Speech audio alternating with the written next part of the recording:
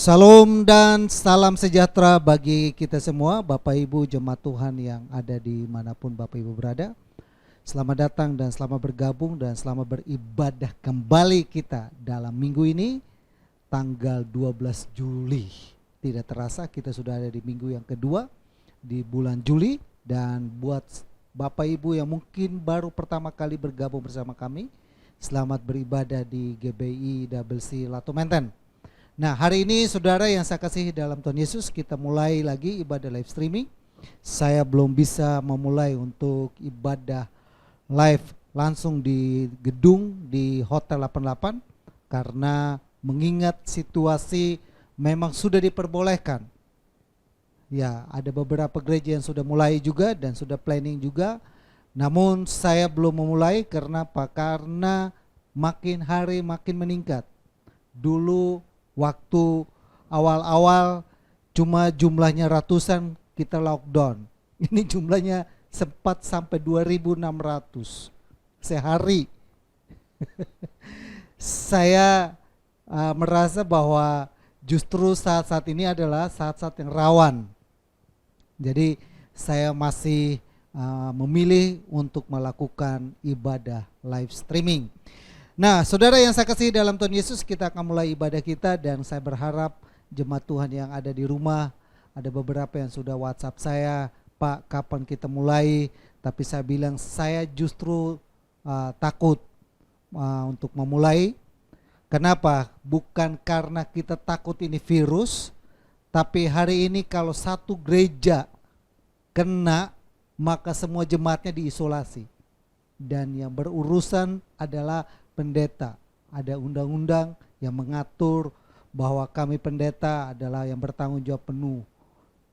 Itu bisa dipenjara. Kita berhikmat bukan karena kita takut kepada virus corona, tapi kita berhikmat.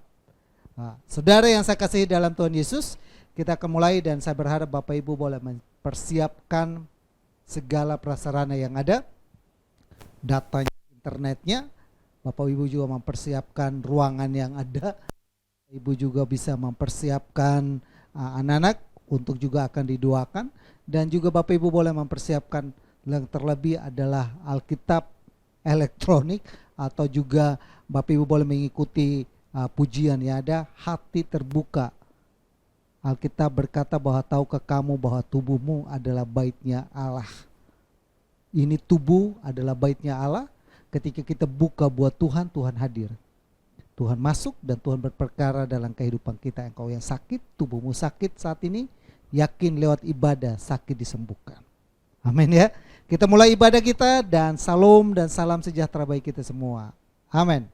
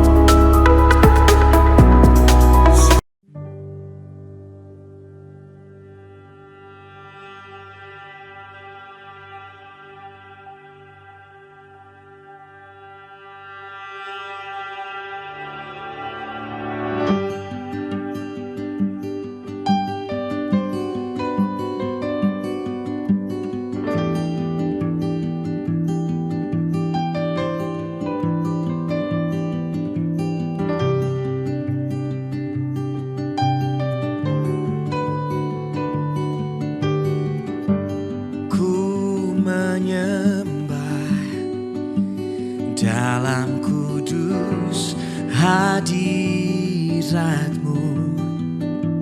hampiri tahta kasih karunia-Mu Bapa.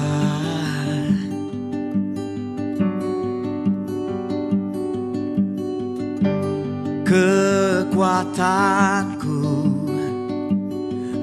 hanya dalam hadirat-Mu, Yesusku. Hanya Kaulah segalanya.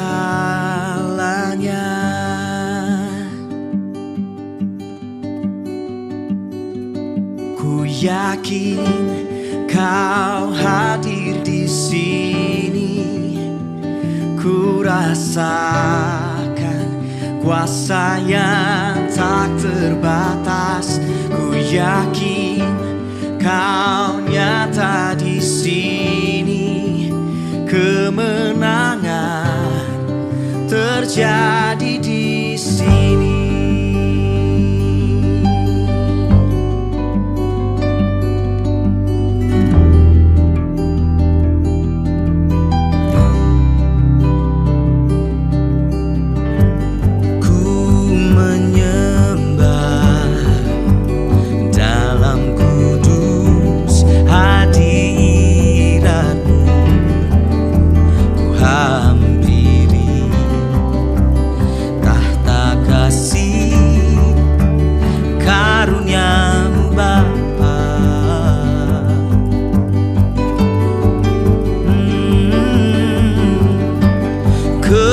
Kekuatanku hanya dalam hadirat-Mu, oh Yesusku. Hanya Kaulah segalanya. Kau segalanya. Oh, ku yakin Kau hadir di sini. Rasakan kuasa yang tak terbatas. Ku yakin Kau nyata di sini. Kemenangan terjadi di sini.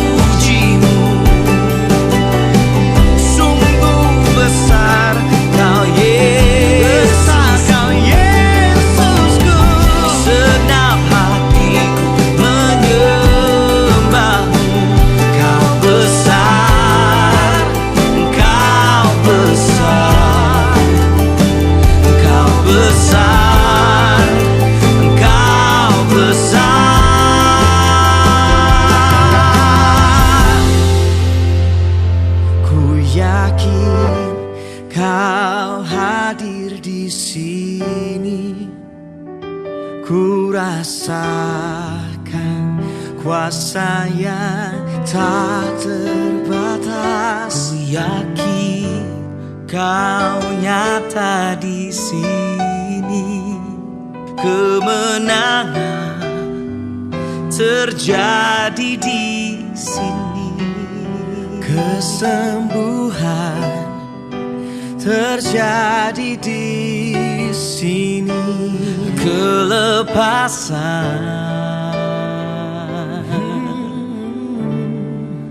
terjadi di sini.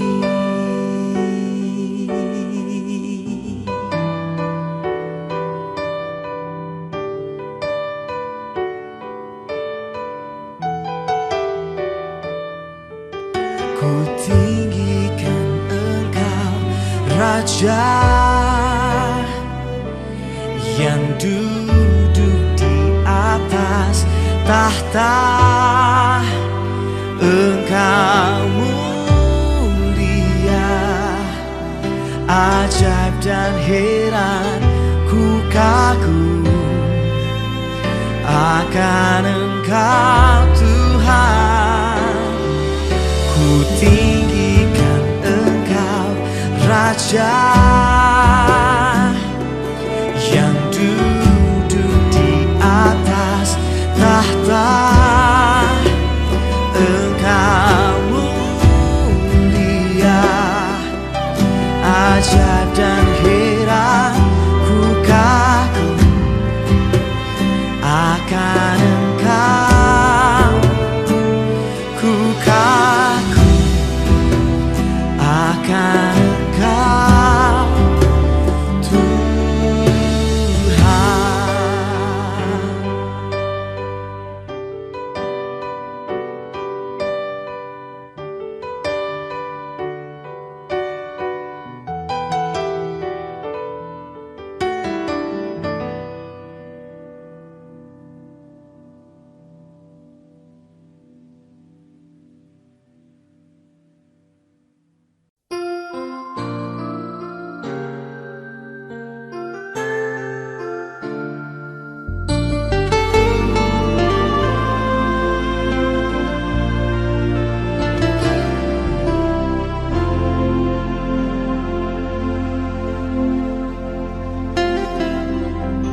Satu hal yang ku rindu, berdiam di dalam rumah-Mu. Satu hal yang ku pinta, menikmati bait-Mu Tuhan. Satu hal yang ku rindu,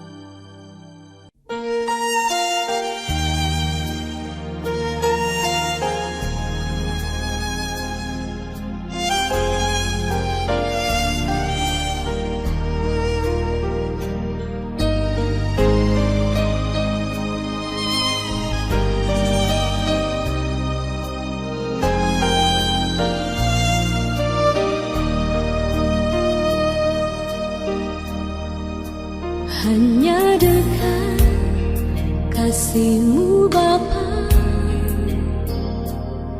jiwaku pun tentram. Engkau menerimaku dengan sepenuhnya. Walau dunia melihat rupa, namun Kau memandangku sampai ke dalaman hatiku. Tuhan, inilah yang ku tahu, Kau mengena hatiku jauh melebihi semua yang terdekat sekalipun. Tuhan, inilah yang ku mau, Kau menjaga hatiku supaya kehidupan memancar senantiasa.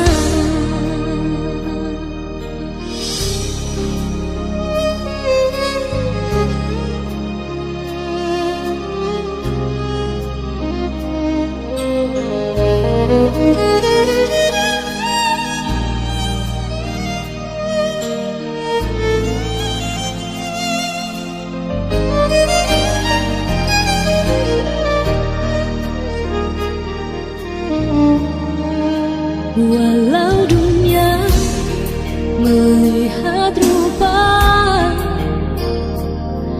namun Kau memandangku sampai ke dalaman hatiku. Tuhan, inilah yang ku tahu, Kau mengenal hatiku jauh melebihi semua yang terdekat sekalipun. Tuhan, inilah yang ku mau, Kau menjaga hatiku supaya kehidupan memancar senantiasa. Tuhan, inilah yang ku tahu, Kau mengenal hatiku jauh melebihi semua yang terdekat sekalipun. Tuhan, inilah yang ku mau, Kau menjaga hatiku supaya kehidupan memancar senantiasa.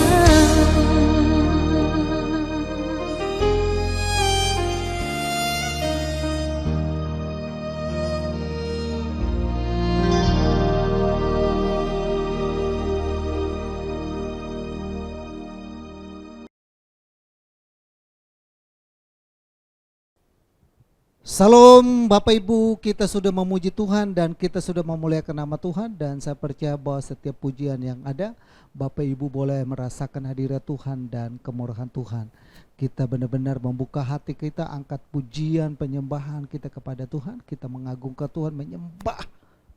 Dan sungguh-sungguh benar suasana surga kita hadirkan dalam rumah kita. Amin ya. Kita benar-benar hadirkan suasana surga itu saat ini bukan di gereja lagi, tapi Tuhan kembalikan suasana itu ada di rumah. Amin ya. Suasana surgawi itu yang tadinya Bapak Ibu boleh mungkin temukan ada di gereja secara fisik.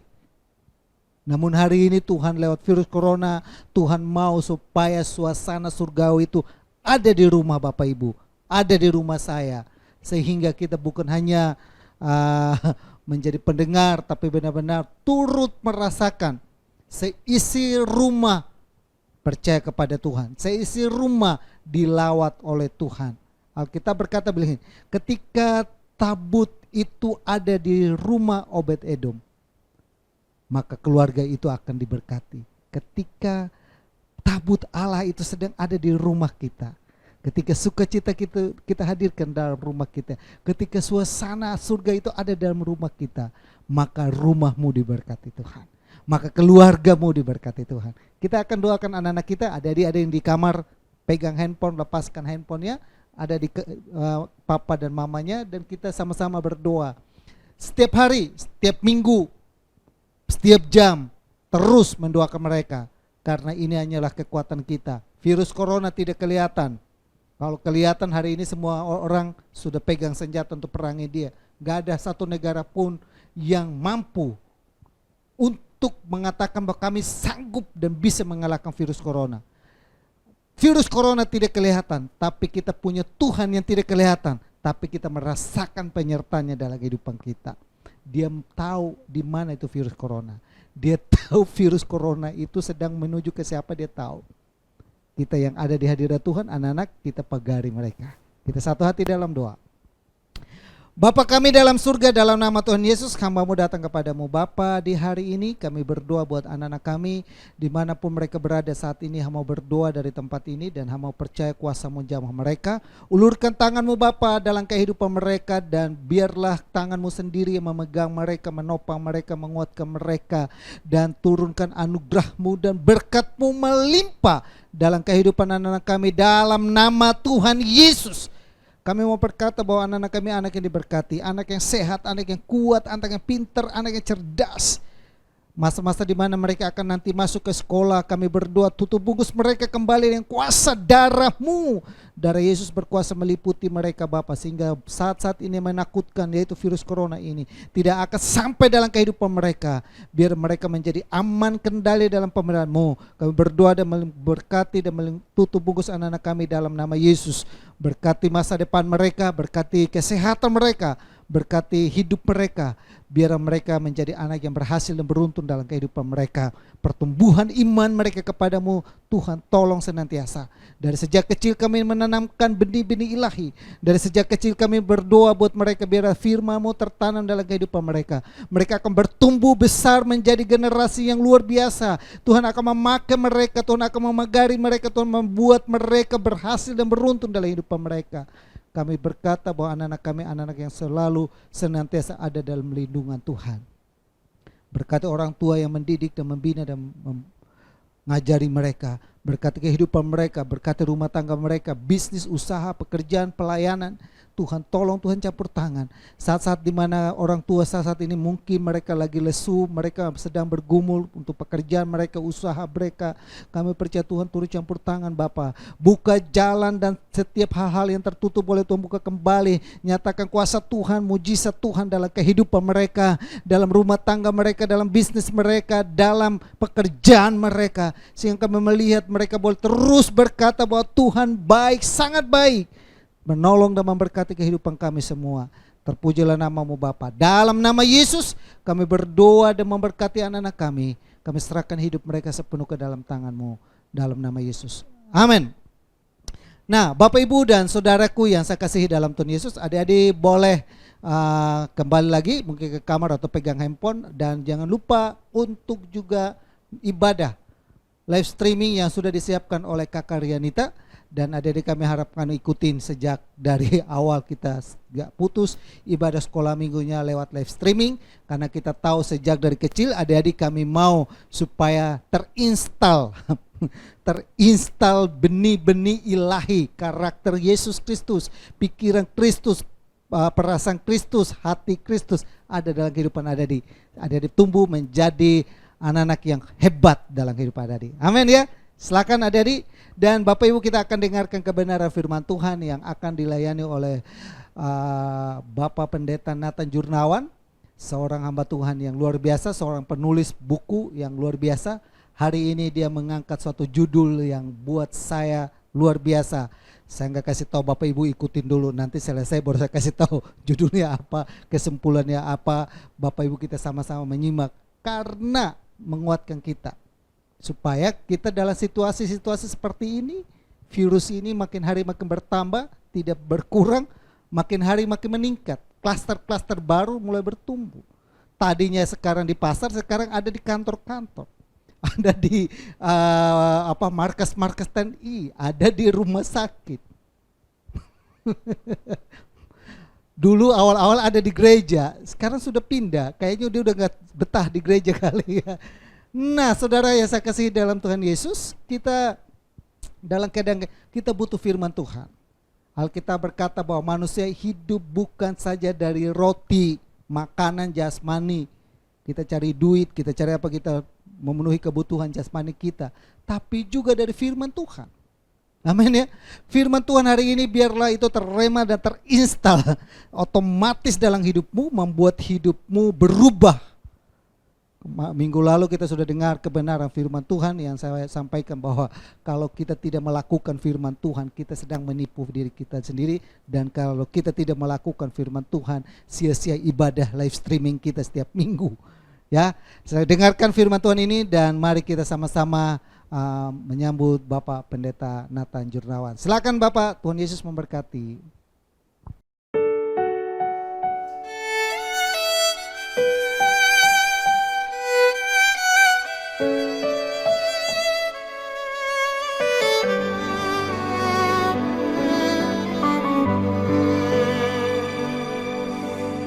Ini aku, semua milikku, ku serahkan padamu Tuhan. Penyesalan dan kebanggaan, suka dan duka, semua ku serahkan. Yang telah lalu, yang kan datang, hasrat dan harapan yang terbayang, masa depan dan rencanaku, semua ku serahkan dalam tanganmu.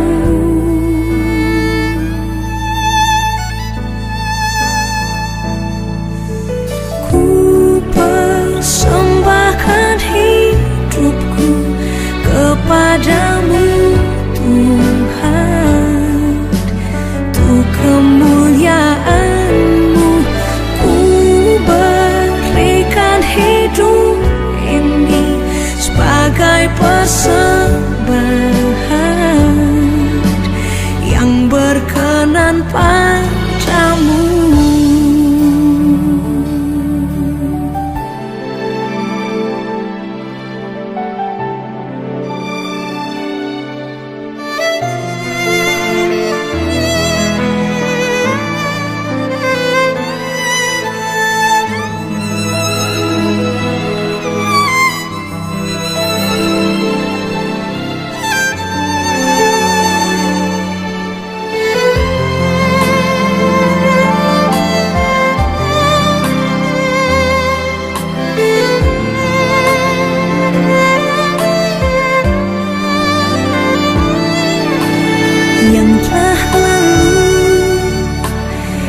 Kan datang, hasrat dan harapan yang terbayang, masa depan dan rencanaku, semua ku serahkan dalam tanganmu.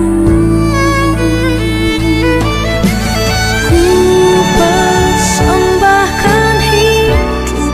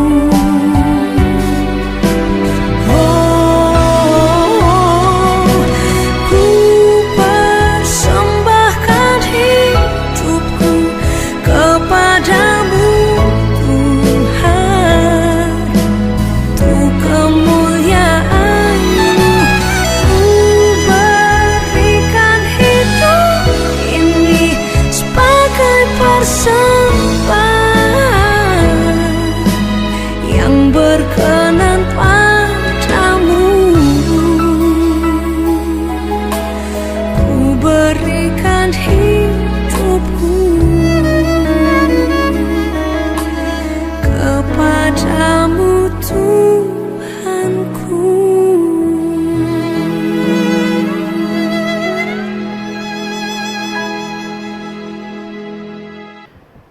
Bapak Ibu yang saya kasihi, kita sudah mendengarkan pujian penyembahan, dan saya yakin dari rumah Bapak Ibu pun mengikuti ibadah ini dan ikut menikmati dan menaikkan pujian penyembahan tadi. Dan saat ini kita akan memasuki firman Tuhan dengan tema yang sudah saya ungkapkan di bagian awal, peperangan rohani. Namun sebelum kita mulai, kita akan berdoa, mohon Tuhan Yesus pimpin dan Tuhan Yesus buka hati dan pikiran kita sehingga kita bisa mengerti kebenaran firman Tuhan saat ini. Mari kita berdoa.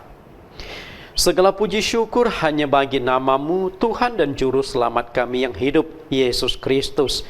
Engkau menyertai kami dan Engkau tetap memelihara dan melindungi kami, sehingga walaupun COVID sudah melanda dunia setengah tahun lebih, ekonomi mengalami kelumpuhan, masalah sosial politik juga mengalami goncangan yang begitu parah.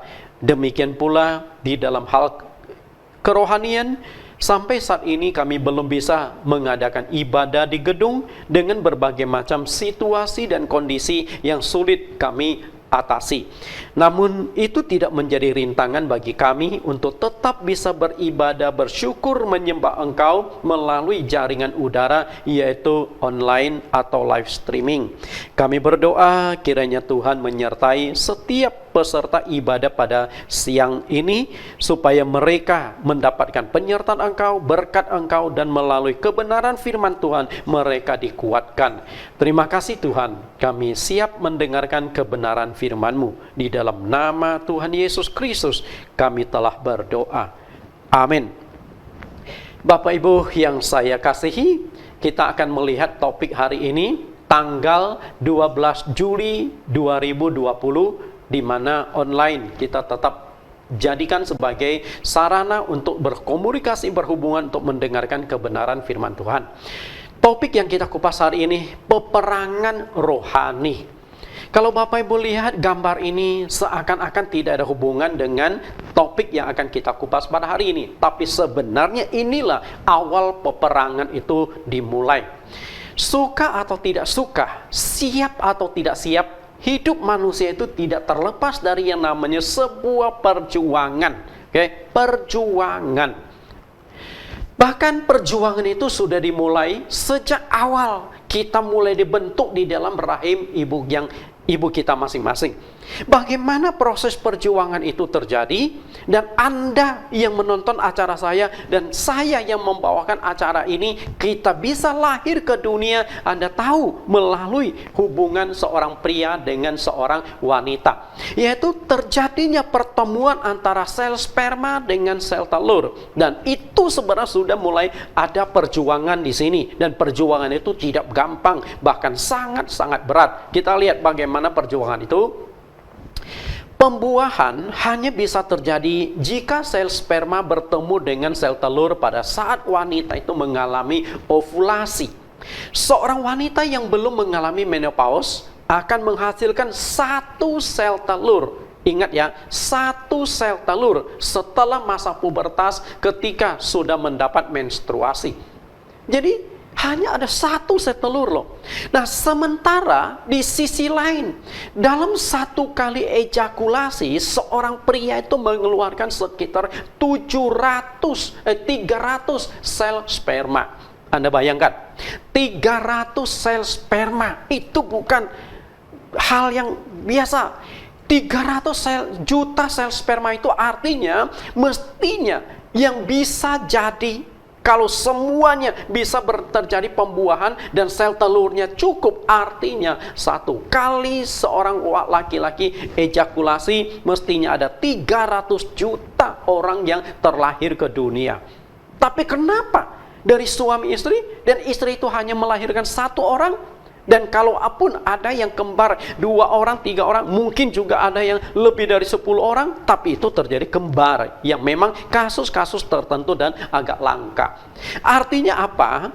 Bapak Ibu, Anda bisa lahir ke dunia, saya bisa lahir ke dunia karena di mana kita melakukan perjuangan untuk terjadi pertemuan antara sel sperma dengan sel telur. Artinya Anda berjuang mengalahkan sekitar 300 juta orang yang berjuang untuk masuk ke dalam sel telur dari wanita tersebut.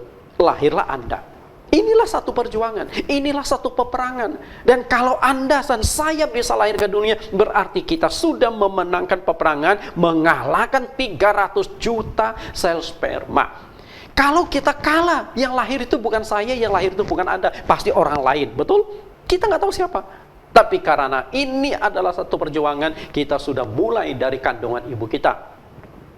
Sebenarnya Alkitab kita dimulai dari cerita tentang peperangan. Seluruh rangkaian dari Alkitab sebenarnya dimulai dari peperangan dan diawali dengan kitab Wahyu pasal 12 ayat 7 sampai 9. Kita lihat, inilah awal permulaan terbentuknya kitab suci. Wahyu pasal yang ke-12 ayat 7 sampai 9. Maka timbullah peperangan di sorga. Mikael dan malaikat-malaikatnya berperang melawan naga itu, dan naga itu dibantu oleh malaikat-malaikatnya. Tetapi mereka tidak dapat bertahan, mereka tidak mendapat tempat lagi di sorga.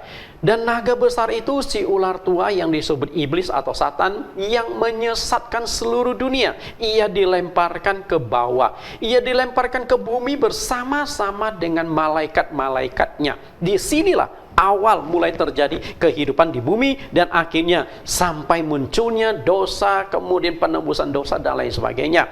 Jadi di awal, sebelum Allah melakukan penciptaan selama 6 hari, sudah ada masalah di sorga dulu.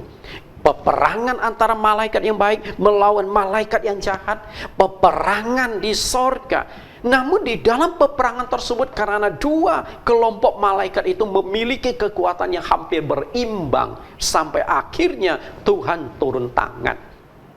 Malaikat yang berontak, malaikat yang ingin menguasai kuasa tata Allah, akhirnya Tuhan hakimi, Tuhan campakkan ke bumi. Nah, ketika dicampakkan ke bumi, itulah tabiat dari malaikat yang berontak ini berubah total menjadi sangat-sangat jahat, yang hari ini kita sebut sebagai iblis atau setan atau roh jahat. Kenapa disebut roh jahat? Karena memang kejahatan-kejahatannya yang dia lakukan di dalam kehidupan manusia. Kemudian kita lihat masalah peperangan ini. Peperangan itu antara malaikat yang baik yang ingin mempertahankan Allah sebagai penguasa di sorga dengan malaikat yang berontak dan ingin menguasai tatah di sorga. Di dalam peperangan tersebut bisa dikatakan antara kebaikan melawan kejahatan. Dan di muka bumi hanya ada dua kemungkinan kejahatan atau kebaikan yang terjadi di dalam setiap manusia. Keduanya itu peperangan, dan setiap hari kita menghadapi peperangan tersebut. Setiap hari apa yang Anda lakukan? Perbuatan baik atau perbuatan jahat? Engkau menyenangkan orang atau menyakiti orang? Engkau membuat orang terbangun atau engkau membuat orang runtuh dan terluka? Hanya dua kemungkinan yang terjadi, dan setiap hari kita melakukan peperangan tersebut. Dan peperangan tersebut boleh dikatakan antara Allah dengan iblis sampai hari ini. Setelah iblis dicampakkan ke bumi, peperangan yang awalnya terjadi di sorga itu mengalami pergeseran pindah ke bumi. Karena di sorga sudah selesai. Iblis yang berontak sudah dicampakkan ke bumi. Sejak saat itu sorga ada di dalam otoritas kuasa Allah sebagai penguasa tunggal. Nah, yang jadi persoalan sekarang Allah ada di muka bumi ini. Di bumi mulai ada peperangan. Dan sebelum Allah menciptakan manusia, iblis sudah ada. Bahkan sebelum Allah melakukan proses penciptaan selama 6 hari, iblis sudah ada di muka bumi. Karena Wahyu pasal yang ke-17 ayat 7 sampai 9 itu terjadi sebelum proses penciptaan 6 hari itu. Ketika Allah lakukan penciptaan 6 hari, iblis sudah ada. Sejak diciptakan, manusialah yang harus menghadapi langsung dampak dari peperangan antara iblis melawan Allah yang awalnya terjadi di sorga dan sekarang mulai terjadi di bumi ini. Dan peperangan tersebut memiliki jangka yang panjang dan manusia ada di tengah-tengah ini. Antara mau taat pada Allah ataukah taat pada iblis. Mengikuti Allah atau mengikuti iblis. Itulah peperangan. Dan peperangan itu sudah dimulai di dalam Kejadian pasal yang ketiga. Ketika manusia dihadapkan dengan iblis. Dan iblis berusaha menjatuhkan manusia, berusaha menggoda manusia, memakan buah pengetahuan baik dan jahat. Ketika datang tawaran, makanlah buah itu. Inilah peperangan. Peperangan, engkau mau taat kepada Allah atau mengikuti apa yang diinginkan oleh iblis. Dan sayangnya peperangan itu manusia kalah. Itu yang jadi persoalan. Tentunya kita berharap kekalahan itu tidak terulang lagi. Kita lihat Wahyu pasal yang ke-12 ayat yang ke-9 yang tadi kita sudah baca.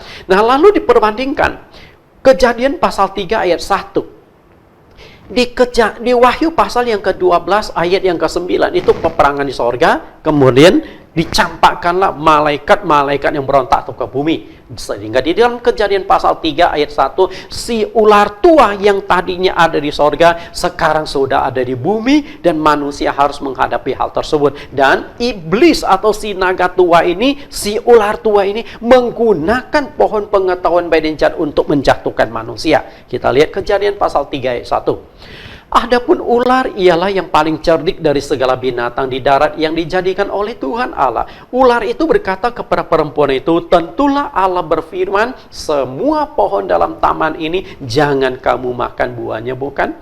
Lihat gambar ini. Jadi awalnya peperangan di sorga, sekarang peperangan sudah ditarik dan sudah terjadi di muka bumi ini. Jadi awal mula Allah sudah ciptakan manusia, peperangan itu sudah harus dihadapi oleh manusia. Maka tidak heran sampai hari ini pun peperangan harus kita alami. Mengapa iblis itu begitu benci kepada manusia? Di mana permasalahannya? Apa kesalahan manusia kepada iblis? Sehingga iblis berusaha menghancurkan manusia, merusak hidup manusia, merusak segala-galanya di dalam kehidupan manusia.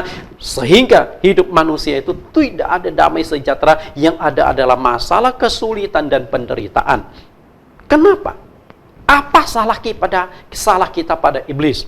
Nah, jika kita tidak bersalah kepada iblis, lalu iblis berusaha menghancurkan hidup kita, bukankah ini berarti memang betul-betul jahat? Maka tidak heran iblis disebut sebagai roh jahat.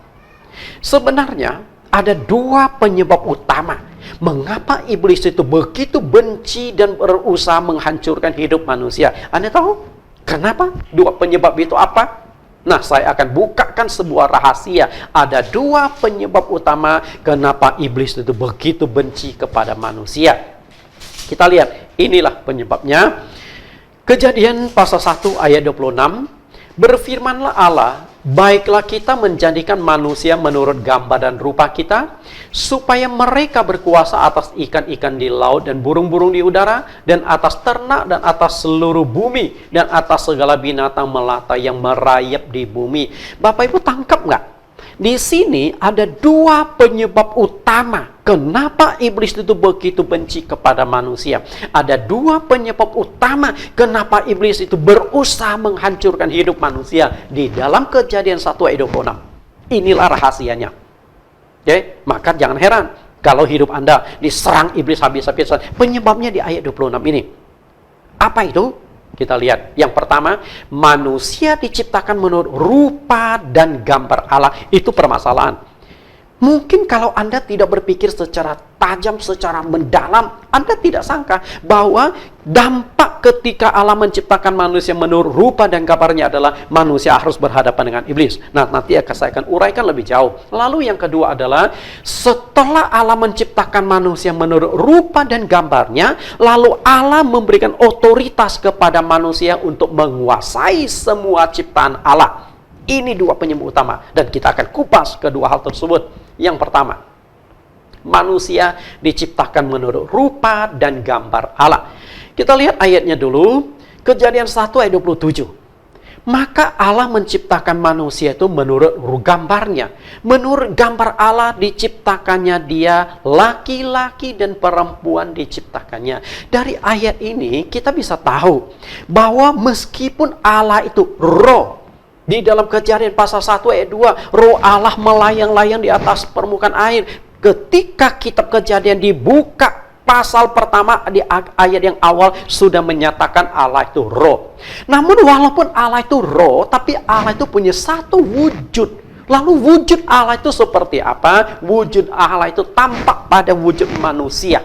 Artinya, bagaimana manusia berada, itulah wujud Allah yang sesungguhnya. Dan wujud Allah yang sesungguhnya itu dinyatakan lebih jelas, lebih tajam lagi dengan kehadiran Yesus Kristus di muka bumi. Siapakah Yesus Kristus itu?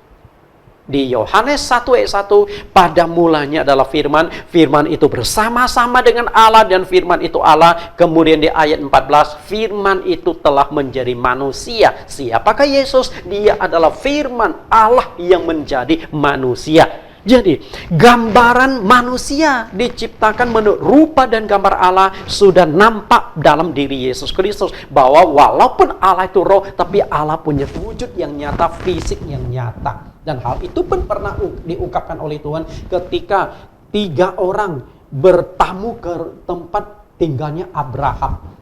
Duanya malaikat, satunya adalah Tuhan. Mereka disajikan makanan, mereka juga menikmati makanan itu. Nah, Allah dan 2 malaikat itu hadir dalam wujud tubuh jasmani. Rupa dan gambar Allah itu artinya manusia itu memiliki hikmat, pengertian, kemuliaan, dan kekudusan seperti Allah. Sebelum makan buah pengetahuan baik jahat, manusia punya otak tuh nggak ada yang negatif. Pengertian manusia juga luar biasa. Kenapa saya katakan pengertian hikmat manusia itu luar biasa? Setelah Adam diciptakan, Allah memberikan tugas kepada Adam memberi nama kepada semua makhluk hidup di muka bumi. Artinya apa? Otak Adam itu ratusan kali lebih hebat dari komputer loh. Yang begitu canggih zaman sekarang, betul?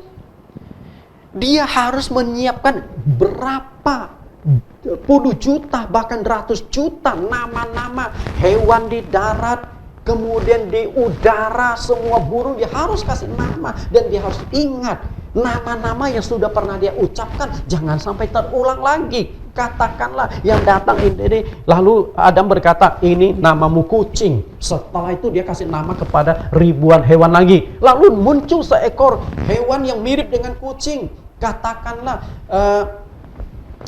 anjing, Lalu Adam berkata, namamu kucing. Nah, ini kan jadi masalah. Masa kucing ada 2 nama yang sama, pada hewannya berbeda.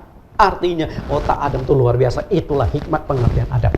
Sedangkan kekudusan, di dalam otak Adam dan Hawa itu nggak ada yang negatif.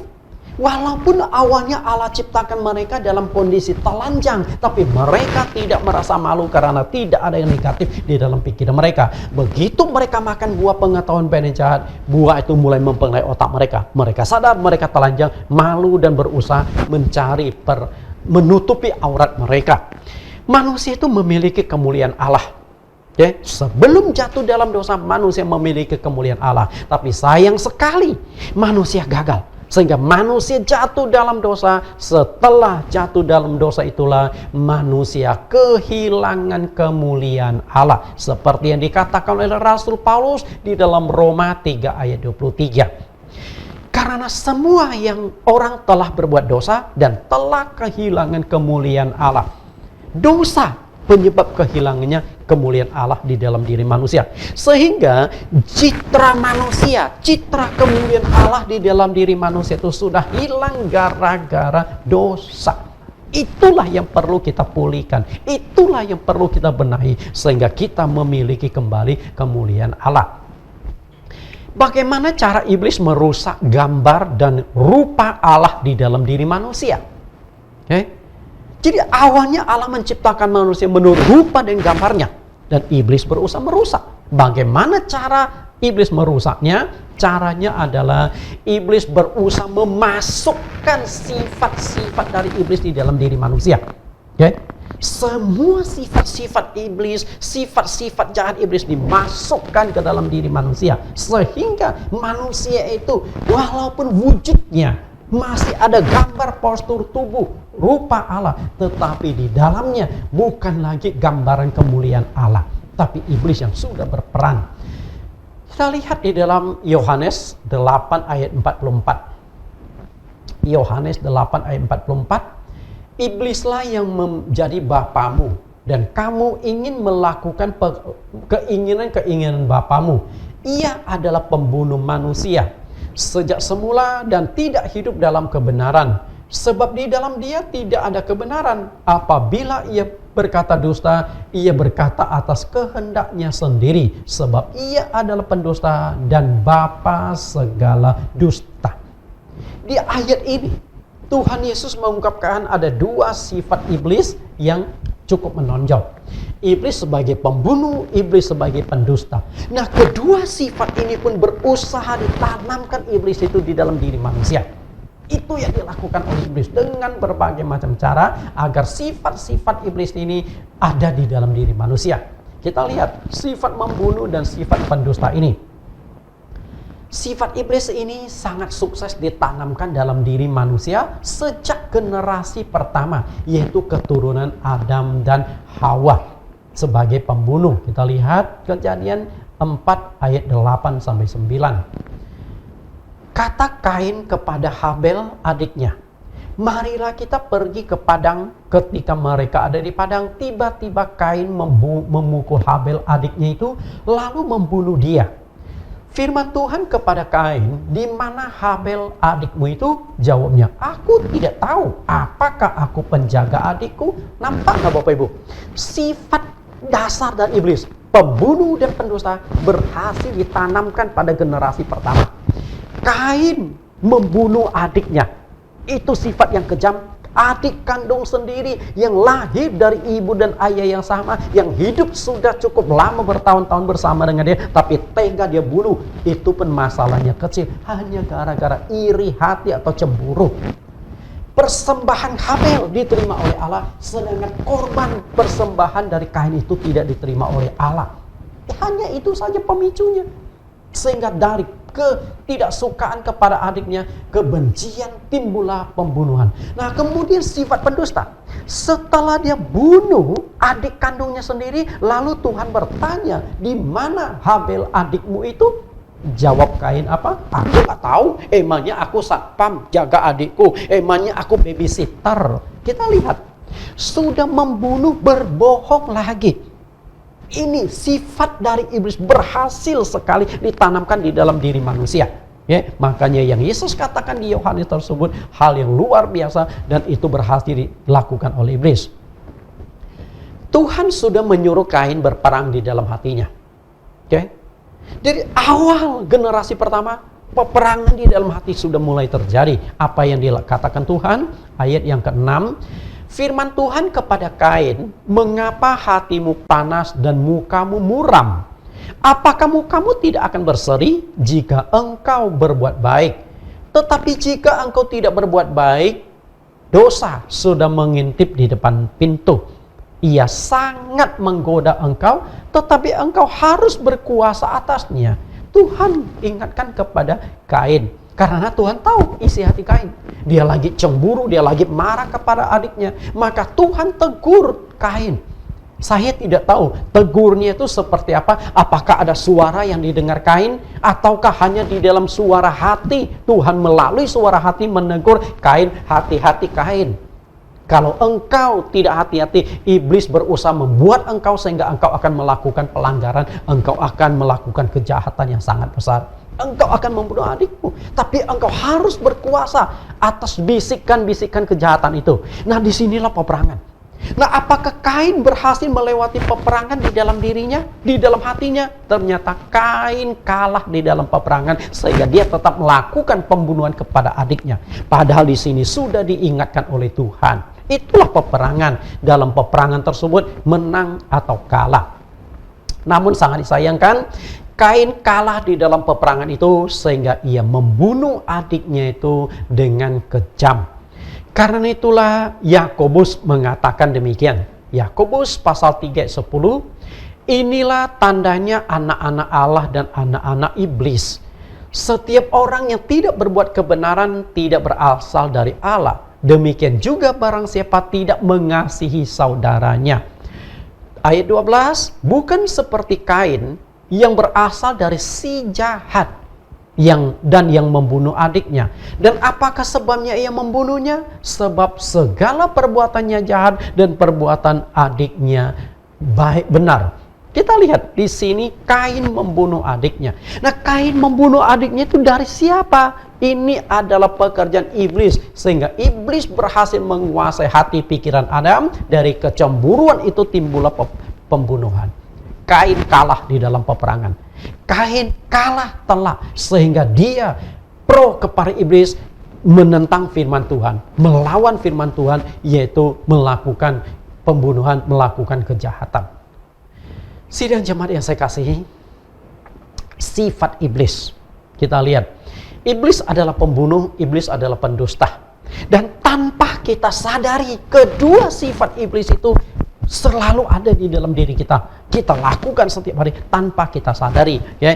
Sifat iblis sebagai pembunuh, dia berusaha membunuh, itu adalah satu sifat yang sangat kejam.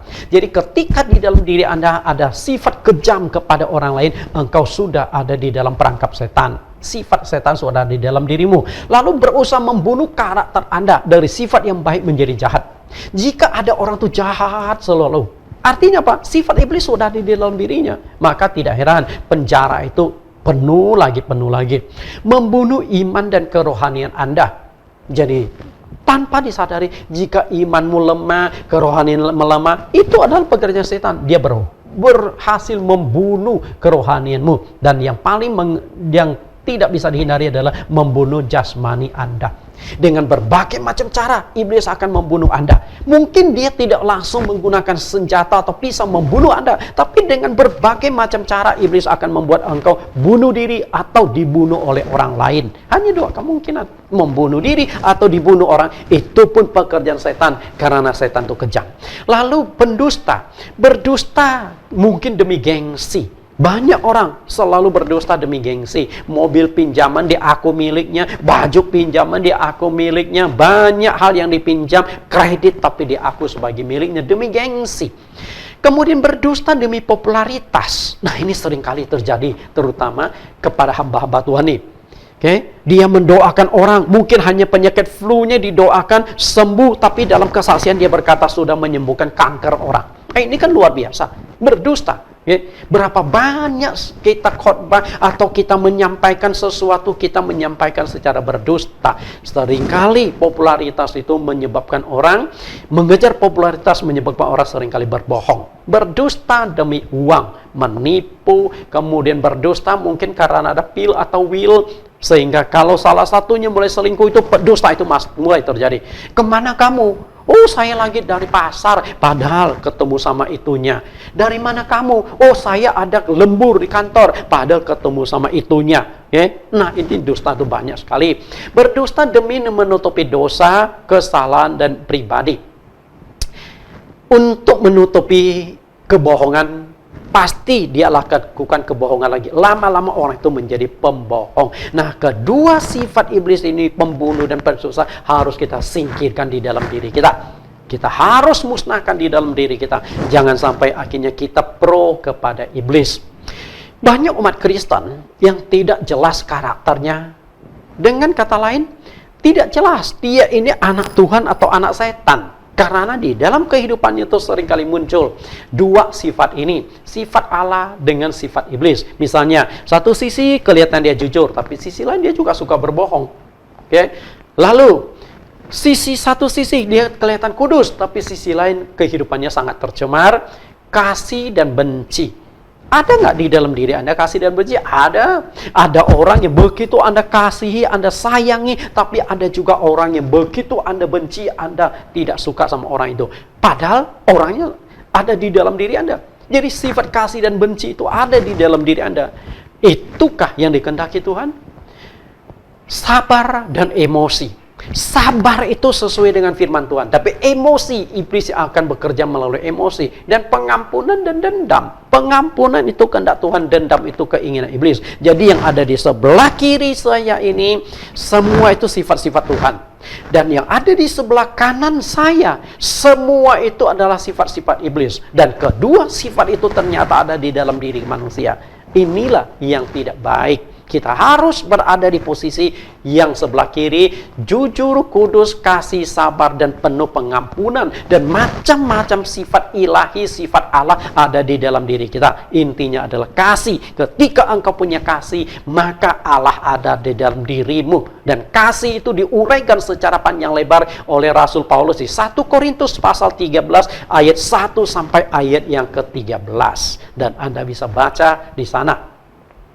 Bapak Ibu yang saya kasih, saya akan berikan satu ilustrasi menggambarkan bagaimana kesombongan, iri hati, pamer itu semua ada di dalam diri manusia. Ceritanya begini, dalam sebuah sekolah Dracula, sekolah itu mencetak Dracula yang akan muncul. Oke? Nah, satu kali ada seorang Dracula junior. Dracula ini baru lulus dari sekolah Dracula ini. Kemudian dia bertemu dengan dua orang. Satunya tuh menengah, satunya tuh senior. Lalu mereka mulai berbincang-bincang. Nah, yang baru lulus ini, si junior ini merasa sombong karena dia baru keluar dari tempat kuliahnya si setan ini. Dia berkata, "Lihat, aku baru lulus dan aku mempunyai kekuatan luar biasa." Lalu mereka mulai saling dialog. Belum tentu kehebatanmu sehebat saya, kata yang menengah. Dan senior pun tidak mau kalah. Belum tentu kalian bisa mengalahkan aku. Kuasaku, kekuatanku lebih hebat dari kalian. Nah, kalau hanya dialog berdebat kan nggak ada gunanya, betul? Maka mereka perlu pembuktian. Nah, akhirnya mereka ingin buktikan kehebatan mereka. Kebetulan mereka melihat ada satu kampung di seberang sana. Lalu yang junior ini berkata, apa kata si junior? Lihat, di situ ada sebuah kampung. Oke? Di situ ada sebuah kampung. Aku bisa menghisap orang-orang kampung itu punya darah hanya dalam 1 jam. Oke? Dan begitu dia ngomong, dia langsung terbang. Begitu terbang, dia pergi. Kemudian 1 jam kemudian dia datang lagi. Mulutnya berlumuran darah. Dan dia berkata, tuh, 1 kampung orang-orangnya sudah aku hisap darahnya, sudah mati semua, hanya 1 jam. Nah, kemudian ini orang yang si Dracula menengah ini tidak mau kalah. Dia berkata, oke, aku juga bisa. Kalau kamu 1 jam, aku mungkin setengah jam. Tuh, di sana ada 1 kampung lagi. Dalam setengah jam aku pergi, dan setengah jam aku kembali. Aku berhasil menghisap darahnya. Langsung dia terbang pergi. Setengah jam kemudian berhasil dia kembali lagi, datang lagi berkata kepada si junior dan kepada senior, kalian lihat kan? Hanya setengah jam aku berhasil menghisap darah orang-orang kampung itu. Nah, si senior ini mulai panas karena merasa si junior, si menengah ini sudah pamer kehebatan ilmunya, dia tidak mau kalah. Akhirnya dia berkata, tuh lihat kampung yang satu lagi. Dalam 5 menit dia berkata, dalam waktu sekejap aku akan berhasil menghisap darahnya. Akhirnya baru ngomong gitu, langsung dia terbang pergi. Tapi hanya 5 menit dia sudah datang lagi. Mulutnya memang berlumuran darah. Nah, akhirnya junior dengan menengah ini kaget. Wih, hebat amat. Hanya 5 menit engkau berhasil menghisap darah orang-orang kampung itu.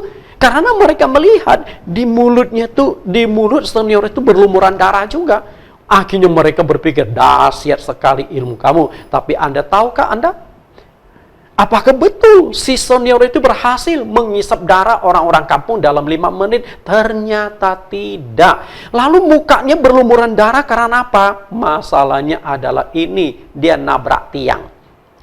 Nah, ketika junior dengan senior masih bengong-bengong, begitu hebatnya 5 menit engkau sudah datang, lalu mereka tanya, emangnya ada berapa orang di kampung itu yang berhasil engkau hisap darahnya? Lalu si senior itu berkata, kalian lihat nggak tiang yang ada di depan kalian? Junior dengan menengah berkata, oh ya, kami lihat. Nah, itu masalahnya, kalian lihat tapi aku tidak lihat. Aku waktu terbang nabrak itu tiang. Jadi mulutku berlumuran darah bukan ngisap orang kampung mereka masih hidup, tapi gua punya gigi copot 3 gara-gara tidak melihat tiang itu. Artinya apa? Kadang-kadang sifat iblis itu adalah sombong, suka pamer dan lain sebagainya. Si iblis, si Dracula senior ini merasa paling berpengalaman, merasa paling hebat, paling lama, paling awal hidup di muka bumi. Di lain dibandingkan junior dan senior, junior dengan menengah, dia lebih dulu menimpa ilmu, tapi masalahnya dia sudah tua dan juga matanya sudah kurang melihat. Makanya mulutnya berlumuran darah bukan karena mengisap darah orang kampung, tapi karena menabrak tiang yang ada di depan dia. Artinya apa? Tidak perlulah saling pamer, tidak perlulah saling sombong. Walaupun engkau hebat, rendahkan hati kita. Karena sifat sombong, sifat angkuh, sifat suka pamer, sifat mempromosikan diri, sifat mengagungkan diri di dalam khotbah dan lain sebagainya, itu adalah sifat-sifat Dracula. Mau jadi pendeta Dracula? Mari kita rendah hati, kita melayani Tuhan. Lalu yang kedua, manusia diberikan otoritas oleh Allah atas segala ciptaannya di muka bumi. Ini juga menjadi persoalan.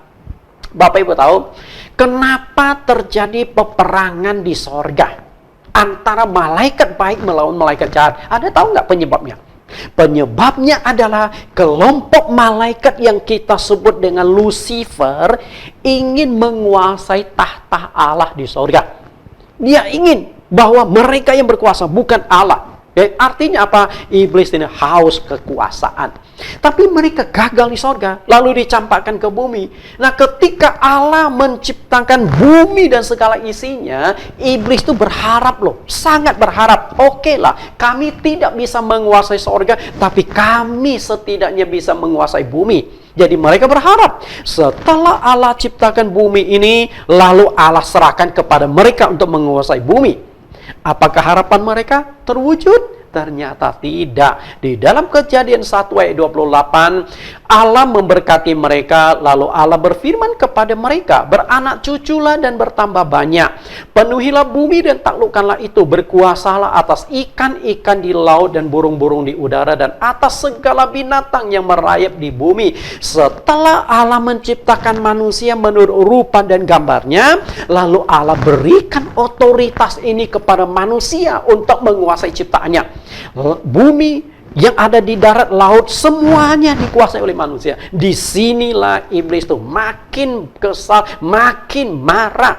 Ternyata kegagalan dia merebut sorga dialami lagi kegagalan merebut bumi. Karena bumi dan segala ciptaan Tuhan diserahkan atas otoritas manusia.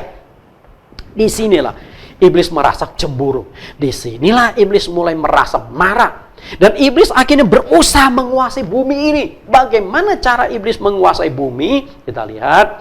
Ketika dicampakkan ke bumi, iblis berharap bisa menguasai bumi yang diciptakan oleh Allah. Namun perhitungan iblis itu meleset. Allah justru memberikan otoritas itu kepada manusia yang diciptakannya, yaitu Adam dan Hawa. Melihat demikian, iblis bereaksi keras. Ia marah, cemburu, dengki, dan benci kepada manusia. Dan juga tentu benci kepada Allah yang sudah mencampakkan mereka ke bumi. Reaksi kebencian tersebut adalah mereka itu berusaha merebut otoritas yang diserahkan Allah itu dari tangan manusia. Apakah iblis berhasil? Caranya adalah iblis mendatangkan pencobaan melalui pohon pengetahuan tentang yang baik dan yang jahat itu kepada manusia. Karena jika manusia kalah dalam pencobaan, maka apa yang dimiliki, yang dipegang oleh manusia akan menjadi milik iblis. Nah, menjadi pertanyaan kita adalah, berhasilkah iblis merebutnya dari tangan manusia? Otoritas yang diserahkan Allah kepada Adam dan Hawa berhasil nggak direbut oleh iblis? Berhasil nggak iblis menjadi penguasa di bumi ini? Saya katakan berhasil. Berhasil. Karena itulah ketika, dari mana kita tahu iblis berhasil menguasai bumi? Ketika Yesus dicobai di padang gurun, iblis berkata apa? Ketika iblis memperlihatkan segala kemuliaan kemewahan dunia kepada Yesus, lalu iblis berkata, semua ini aku berikan kepadamu kalau engkau sujud menyembah aku, sebab semuanya itu telah diserahkan kepadaku. Perhatikan kata iblis, semua itu telah diserahkan kepadaku. Kapan diserahkan? Yaitu waktu Adam dan Hawa kalah di dalam pencobaan. Iblis berhasil menguasai bumi. Sejak saat itu, bumi itu dikuasai oleh iblis. Jadi kelahiran Yesus, kematian Yesus di atas kayu salib adalah merebut kembali otoritas itu dari tangan iblis. Dan akhirnya Yesus berhasil. Setelah Yesus mati, bangkit dari kematian, di Matius pasal yang ke-28 ayat yang ke-18. Dengan sangat jelas Yesus berkata, telah diserahkan kepadaku kuasa di sorga dan di bumi. Melalui kematian dan kebangkitan Yesus, Yesus sudah mengalahkan setan dan berhasil merebut kembali otoritas atas sorga dan bumi. Ini luar biasa Tuhan kita. Sejak Adam dan Hawa kalah dalam pencobaan iblis, otoritas atas dunia itu berhasil direbut oleh iblis. Perhatikan perkataan iblis yang saya katakan tadi, Lukas 4 ayat 6. Kata iblis kepadanya, segala kuasa serta kemuliaannya akan kuberikan kepadamu, sebab semua itu telah diserahkan kepadaku, dan aku memberikannya kepada siapa saja yang ku kehendaki. Lihat, sebab semua itu telah diserahkan kepadaku. Iblis itu berbicara dengan Yesus loh. Nah, apakah Yesus tidak tahu bahwa sorga bumi itu dikuasai oleh Bapaknya? Pasti tahu dong. Tapi kenapa iblis berani berkata semua yang ada di dunia itu dikuasai atau sudah diserahkan kepadaku? Apakah iblis berbohong? Nggak mungkin iblis bisa membohongi Yesus. Yesus pasti tahu. Dan memang faktanya adalah iblis sudah berhasil menguasai bumi ketika Adam dan Hawa kalah dalam pencobaan. Nah, kenapa Yesus mau dicobai oleh iblis? Karena Yesus itu adalah Adam yang terakhir. Itu dicatatkan di dalam Roma pasal yang ke-5. Adam yang akan datang. Nah, Adam yang jasmani sudah kalah. Adam yang kedua yaitu Yesus Kristus harus menang melawan pencobaan iblis. Dengan kemenangan tersebut baru dunia berhasil ditarik kembali dari iblis. Aku memberikan kepada siapa yang kukehendaki. Kalau iblis menjadi pemiliknya, maka dia baru punya otoritas memberikan kepada manusia. Dengan syarat yang sangat ringan, iblis tawarkan, engkau sujud menyembah aku, semua itu akan menjadi milikmu. Kemenangan Tuhan Yesus atas pencobaan iblis sangat besar dampaknya bagi manusia. Puncaknya, melalui kematian dan kebangkitannya, dunia kembali dikuasai Allah dalam diri Yesus Kristus. Lihat Matius 28 ayat 18. Yesus mendekati mereka dan berkata, kepadaku telah diberikan segala kuasa di sorga dan di bumi. Hari ini kita melihat perkataan Tuhan Yesus yang super power, yang penuh dengan kuasa. Aku sudah berkuasa di sorga, aku juga menjadi penguasa di bumi. Dengan demikian, langit bumi sudah ada di dalam kuasa Tuhan kita, Yesus Kristus. Ayat 19, karena itu pergilah, jadikan semua bangsa muridku dan baptislah mereka dalam nama Bapa, Anak, dan Roh Kudus. Setelah Yesus menguasai sorga dan menguasai bumi, Tuhan ingin Injil diberitakan. Kabar baik, kabar kemenangan itu disiarkan, diberitakan. Kan itu hari ini kalau ada orang Kristen tidak bisa memberitakan Injil, tidak bisa memberitakan kasih karunia Tuhan, maka dia tidak mewartakan anugerah keselamatan dari Tuhan. Kemenangan Tuhan Yesus tidak diungkapkan oleh dia. Bapak Ibu yang saya kasihi di dalam Tuhan Yesus, Yesus Tuhan kita sudah menang. Peperangan sudah dimenangkan oleh Tuhan Yesus. Tinggal bagaimana kita memenangkan peperangan tersebut.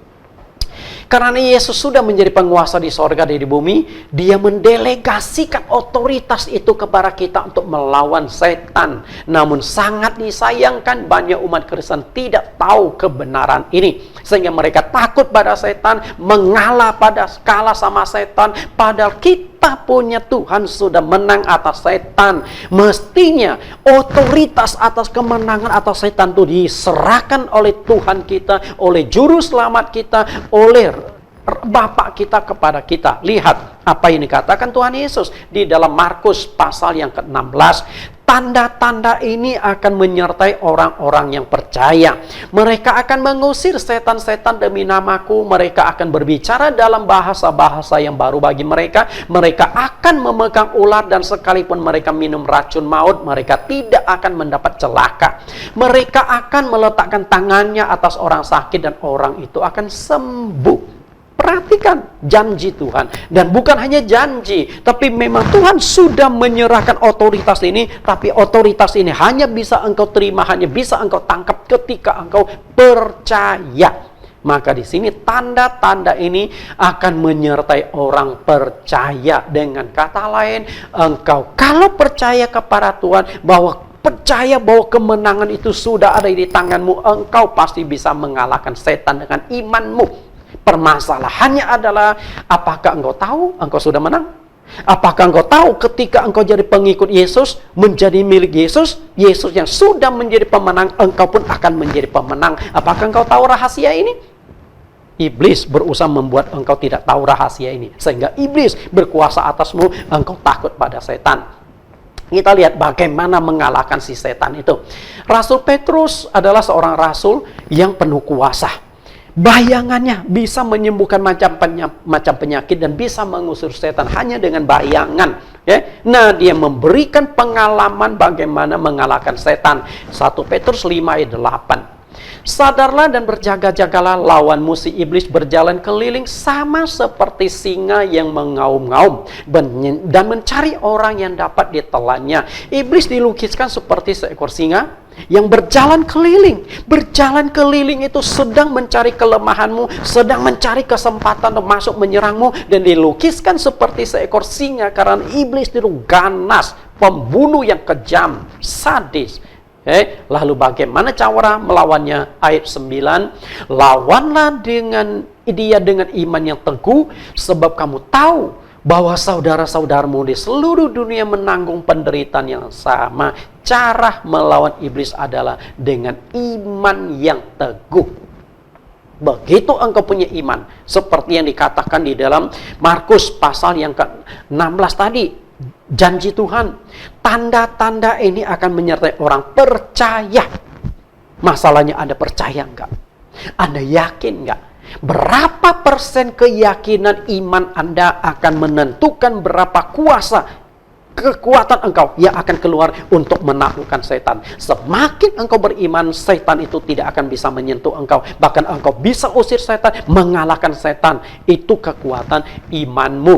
Lalu bagaimana cara memperkuat iman kita melawan iblis? Bagaimana iman kita ditumbuhkan supaya aku bisa mengalahkan iblis, terus aku bisa menjadi pemenang? Ada dua cara untuk memperkuat iman kita. Cara pertama adalah tekun membaca dan mendengar firman Tuhan. Roma 10 ayat 17, jadi iman timbul dari pendengaran dan pendengaran oleh firman Kristus. Yohanes 1 ayat 1, pada mulanya adalah firman. Firman itu bersama-sama dengan Allah, dan firman itu adalah Allah. Permasalahannya adalah berapa sering engkau membaca Alkitab, berapa sering engkau menggali Alkitab, dan berapa banyak ayat-ayat Alkitab yang berhasil engkau tanamkan di dalam diri Anda, di dalam pikiran Anda. Karena Yohanes 1 ayat 1 mengatakan firman dengan Allah itu satu kesatuan. Ketika firman itu makin banyak masuk ke dalam diri Anda, maka Tuhan itu ada di dalam diri Anda. Dan ketika Tuhan ada di dalam diri Anda, pasti iman Anda akan bertumbuh dengan baik. Dan iman yang bertumbuh baik itulah yang mengalahkan setan. Makanya saya pendeta yang banyak memberikan pengajaran-pengajaran Alkitab.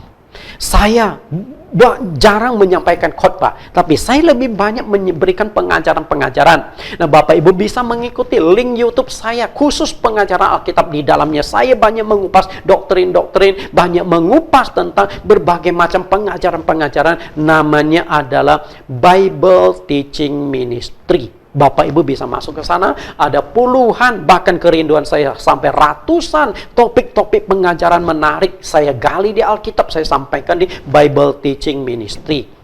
Kemudian yang kedua, cara menumbuhkan iman adalah tekun berdoa kepada Tuhan. Lukas 18 ayat 1 sampai ayat 8. Lukas 1:8-11, Yesus mengatakan suatu perumpamaan kepada mereka untuk menegaskan bahwa mereka harus selalu berdoa dengan tidak jemu-jemu. Aku berkata kepadamu, ia akan segera membenarkan mereka. Akan tetapi, jika anak manusia itu datang, adakah ia mendapati iman di bumi?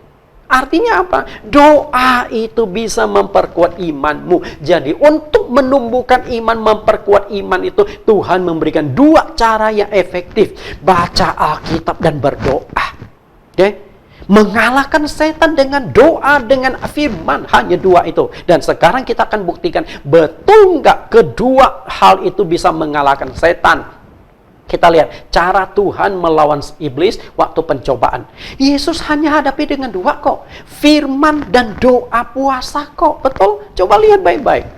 Kita lihat yang pertama Yesus lakukan adalah doa. Yang kedua adalah firman. Dengan dua hal tersebut iblis berhasil dikalahkan dengan telak oleh Tuhan Yesus.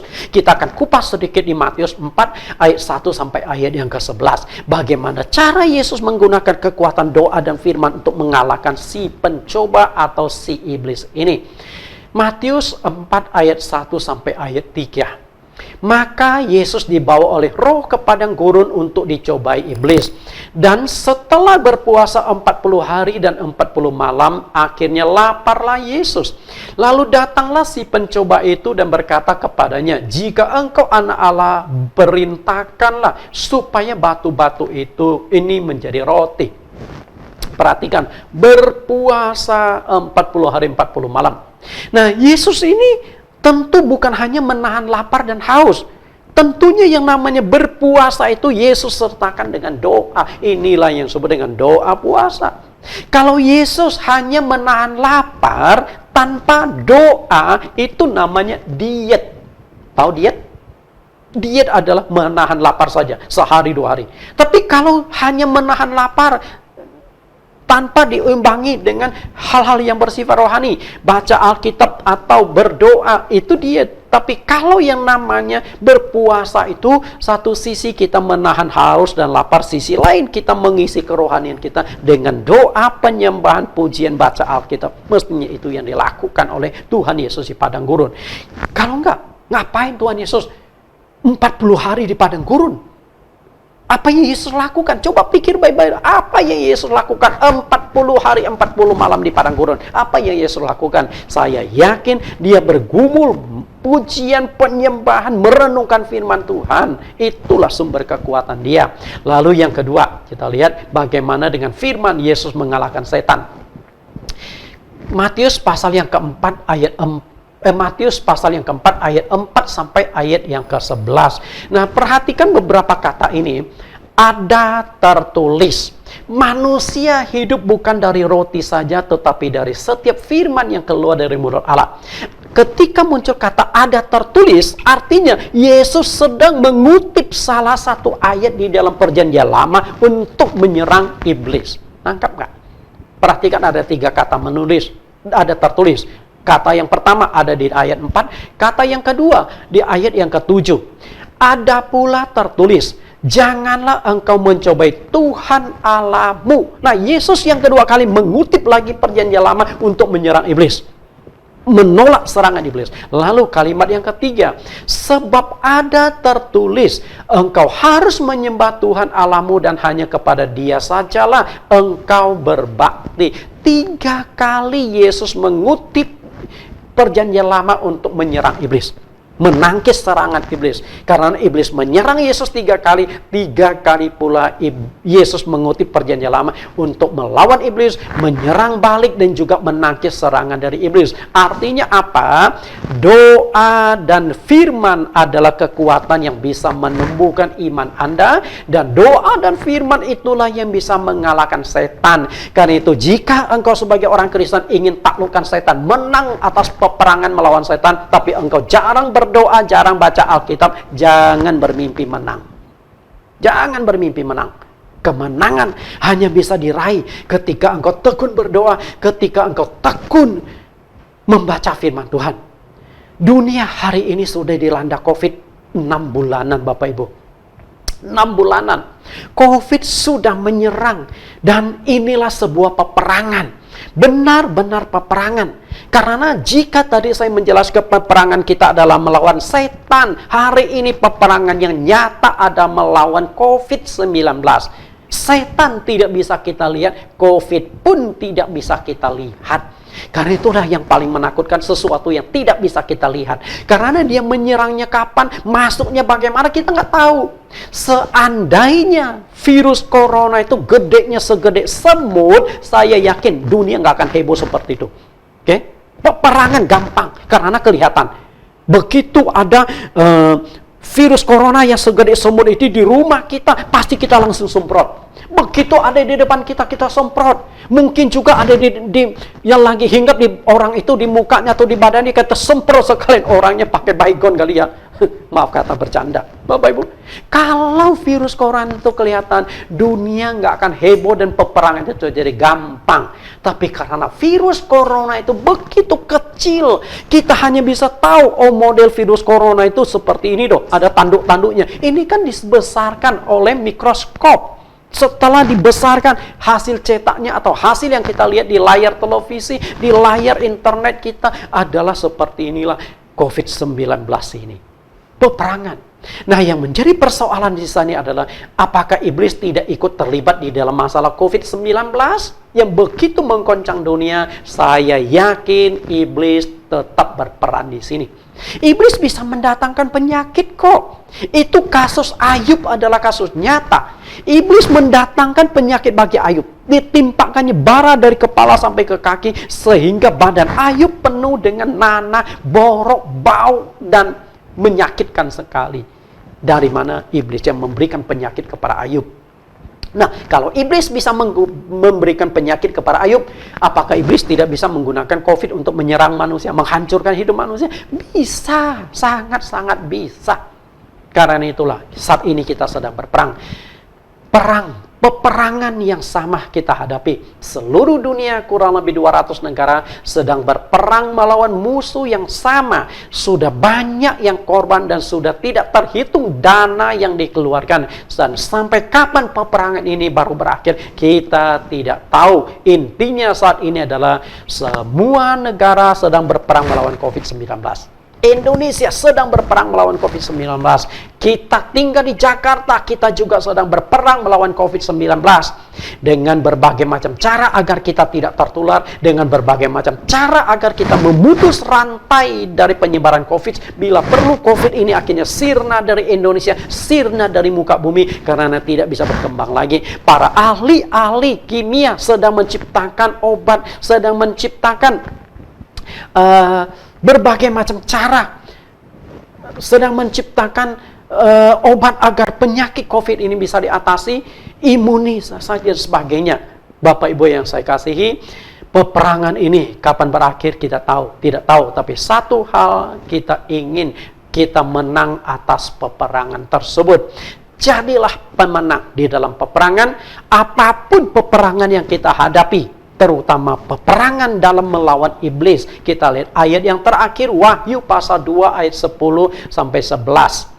Jangan takut terhadap apa yang harus engkau derita. Sesungguhnya iblis akan melemparkan beberapa orang dari antaramu ke dalam penjara, supaya kamu dicobai dan kamu akan beroleh kesusahan selama 10 hari.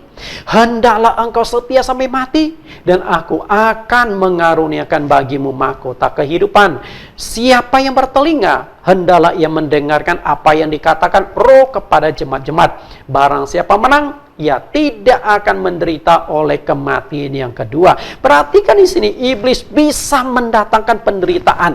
Okay? Iblis bisa mendatangkan penderitaan dalam hidup manusia lewat penyakit, kehancuran usaha, kematian, dan macam-macam. Kalau Anda baca kitab Ayub, Anda akan tahu bagaimana iblis menghancurkan kehidupan Ayub.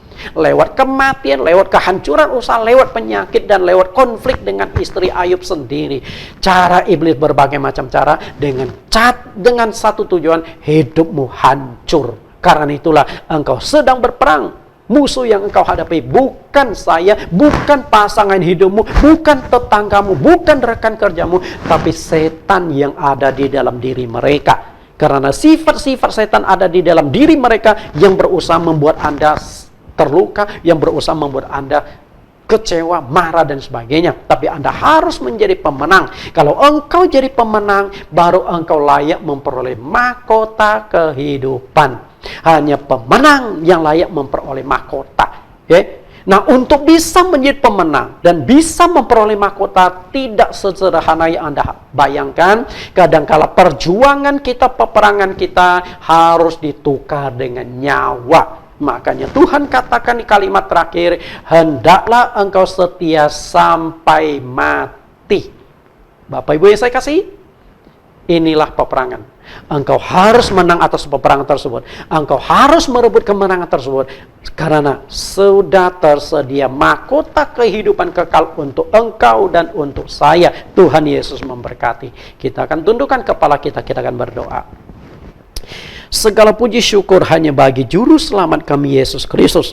Kami sudah mendengarkan kebenaran firman-Mu pada hari ini tentang peperangan. Peperangan sudah dimulai sejak awal, bahkan dimulai dari peperangan di sorga, dan peperangan itu mulai terjadi di bumi ketika engkau mencampakkan malaikat-malaikat yang berontak itu ke bumi. Dan sampai hari ini, sejak manusia diciptakan, sampai hari ini kami hidup, peperangan terus berlangsung. Sadar atau tidak sadar, kami berperang setiap hari, berperang antara kejahatan dengan kebaikan, berperang antara yang positif dengan yang negatif. Tapi kami rindu menjadi pemenang di dalam peperangan. Kami rindu sifat-sifat Allah ada di dalam diri kami, dan kami menyingkirkan sifat-sifat iblis sehingga Allah yang bertata di dalam hati kami. Terima kasih Tuhan, Engkau berikan kekuatan, berikan cara kepada kami agar kami bisa mengalahkan si setan ini. Melalui kebenaran firman-Mu, melalui doa, Engkau tuntun kami. Demikian doa permohonan kami di dalam nama Tuhan Yesus Kristus. Amin. Nah, Bapak Ibu sudah mendengarkan kebenaran firman Tuhan, dan saya percaya bahwa kita semua dilawat dan diberkati oleh firman Tuhan yang disampaikan oleh Bapak Pendeta Nathan Jurnawan. Kami atas nama pengurus dan semua jemaat Tuhan yang ada di GBI Double Silatu Menten, maupun atas nama teman-teman di channel KMTT juga, dan juga di channel GBI Double Silatu Menten di YouTube maupun di Facebook. Terima kasih buat Pendeta Nathan Jurnawan buat kebenaran firman Tuhan yang hari ini. Tuhan Yesus memberkati pelayanan Bapa dan keluarga. Kita tetap menjadi satu tim yang solid untuk pekerjaan Tuhan. Nah, saudara yang saya kasihi, firman Tuhan hari ini mengajarin kita tentang peperangan rohani. Semua hari ini berperang, saudara.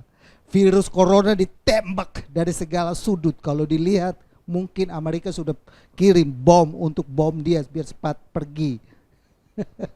Mungkin semua orang tahu dan lihat dia itu mungkin kayak semut. Tadi Pak Nathan singgung. Semua orang udah pakai alat penyemprot untuk semprotin dia. Kalau ada di muka kita, semprot di muka ya. Kalau semua orang bisa lihat hari ini, gak usah ada pakai masker Bapak. Tinggal lihat, oh ada di situ, disemprotinnya mati. Tapi tidak ada yang satu pun yang lihat. Tapi Tuhan lihat. Amin ya. Cara untuk kita bisa menang dalam setiap peperangan. Sejak dari kecil kita begitu jadi benih di dalam rahim orang tua kita sudah perang. Sampai kita mati tetap perang. Hidup ini perang. Iya Pak Kem, setiap hari perang. Suami istri kami perang. Itu perang.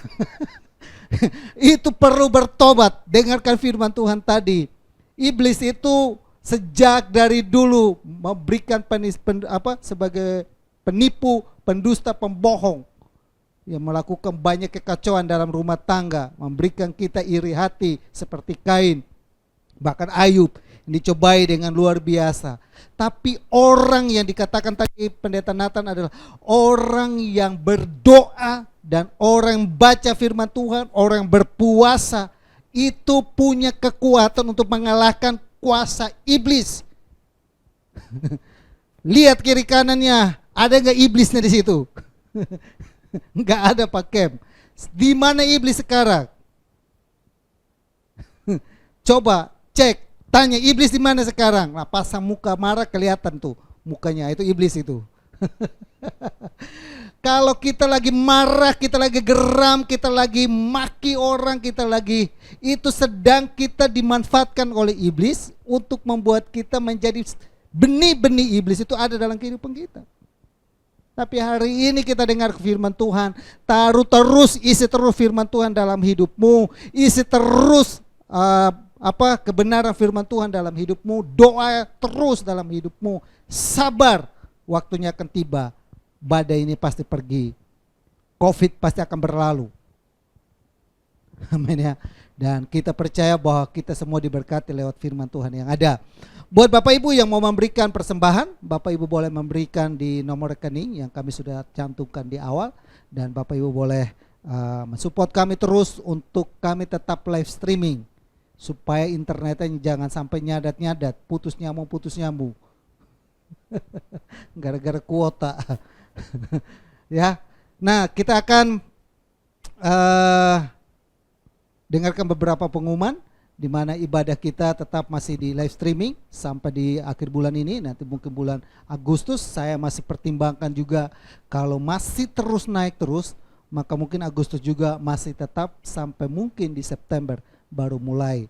Ada beberapa pengurus saya sudah diskusi dan mereka juga mau supaya biar kita tetap aman dulu baru kita mulai lagi. Nah, saudara yang saya kasih dalam Tuhan Yesus, itu saja pengumuman dari gereja dan kita akan akhiri ibadah kita di siang hari ini. Mari kita satu hati dalam doa.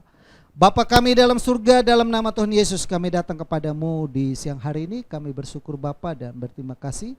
Tuhan, Engkau baik dan sangat baik bagi kami. Engkau menolong kami dari awalnya ibadah kami sampai selesai. Tuhan berperkara penuh atas kehidupan kami. Tuhan menyertai kami, Tuhan melingkupi kami.